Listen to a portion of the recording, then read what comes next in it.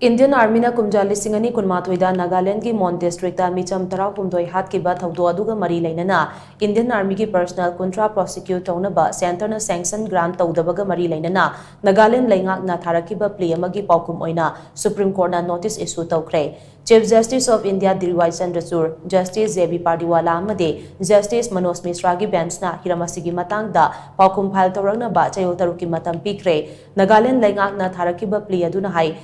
Armed Forces Special Powers Act Makada Center na Army Personnel sing asigi mathakta prosecute TOUNABA accord sanction to haiba yadana lakhibane Army Personnel sing asina SANCTION ka henba thawong sing aduga mari leinaba khudam changdam kayamasu matik chana leiri haina court asida Nagaland Leingak na phongdokhi panbe yabadi KUMJA lisingani kunmathoi gi December mari da thokiba laibak thiba thodok aduda Eastern Nagaland ki Otin khulda Mind Tabak Suba Sinmi Kaya Puduna Lagba pickup truck amada Nomai Kap Sinduna Mui Taruk Mafam Adumaktada HATKHIBA Tungda Toudoka Sila Maramoiraga Irang Torak Badagi Security Force na Miyam da Nomai Kap Sin Badagi Mui Nipanamasu Laikidabane Toudodugi Matungda Nagaland State Legislative Assembly na Starasidagi Afaspa Lautonaba Center da Takshinaba Amata Oina Warep Lokibasu Laikrabane